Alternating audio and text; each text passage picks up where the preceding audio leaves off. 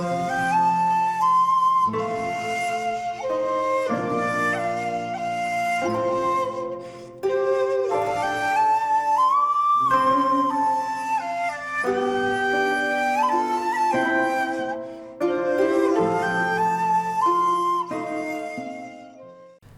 there, this is Solitaire Ronan from Solitaire Ronan Films, and welcome to the Henri Verneuil channel. Sorry, it's not a Henri Verneuil channel, it just seems that way because I'm going to do another random review of one of his films.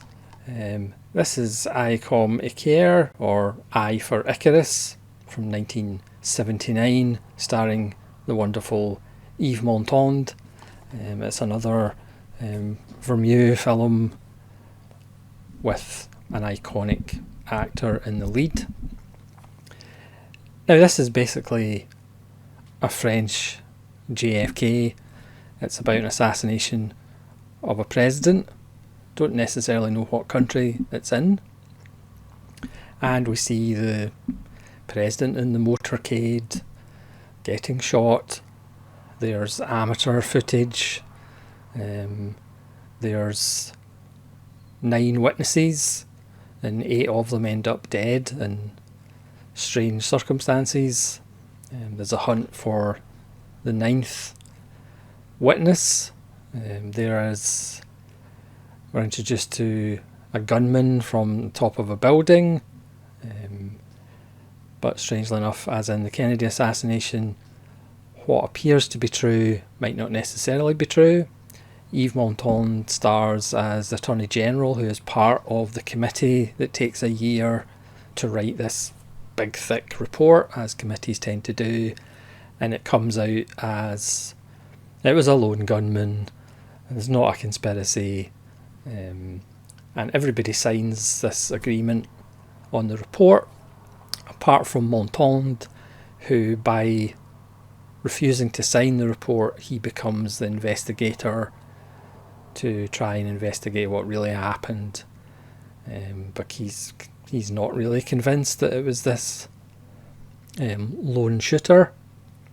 So obviously, as a modern audience, we're quite used to this. We're quite used to governments killing its own leaders, governments killing other countries' leaders to put dictators in because it suits them to get more money. It is an interesting point about political films, and is there actually any point in political films? One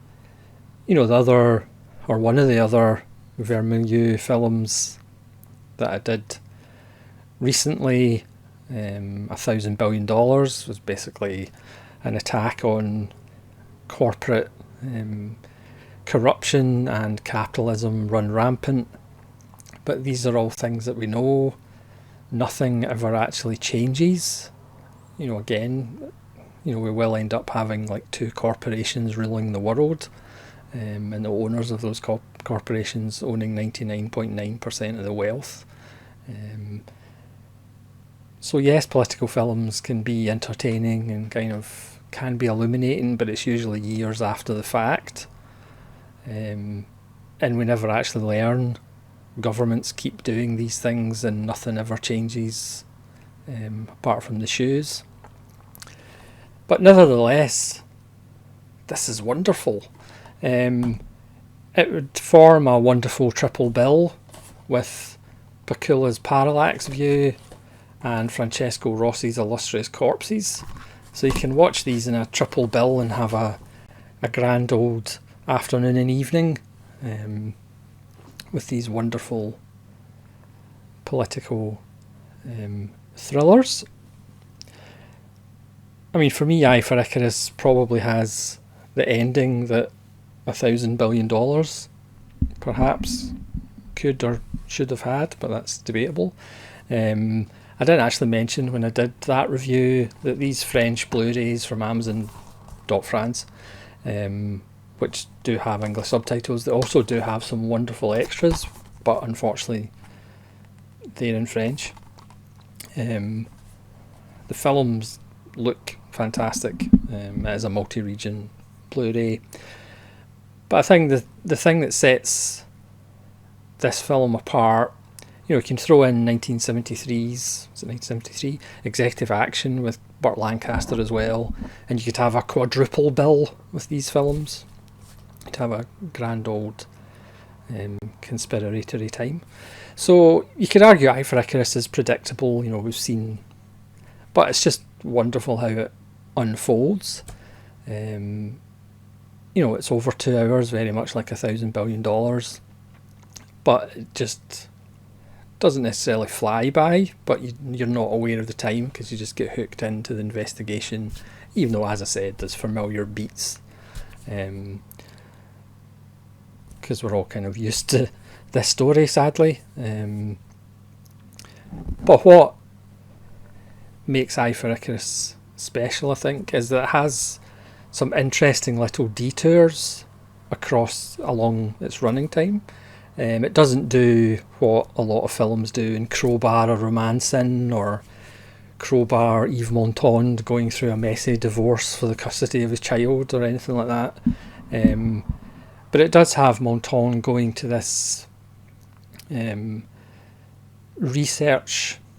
scientific research facility where the shooter joined in one of their socio-psychological experiments, which was actually based on an experiment that was done at Yale in the early 70s.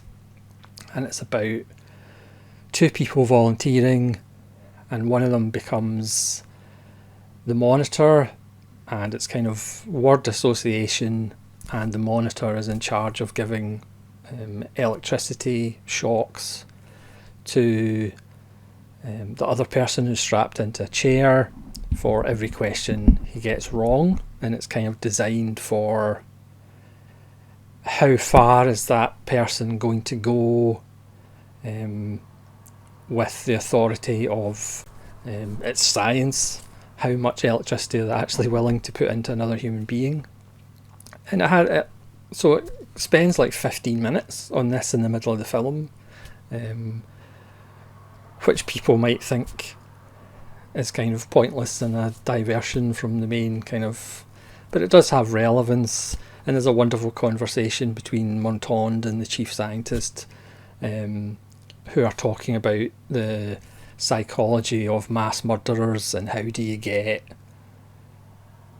a nation to follow your plans for mass murder, and it's the difference between an individual killing an individual and an individual getting lots of people to kill lots of people. So that's like a fascinating section of the film. Another really wonderful little chapter in the film is when Montand and his crew of investigators they end up using a guy who's an expert in breaking and entering to get some time off his sentence. I don't know whether that's legal or not, to break into somebody's apartment to look for evidence of conspiracy.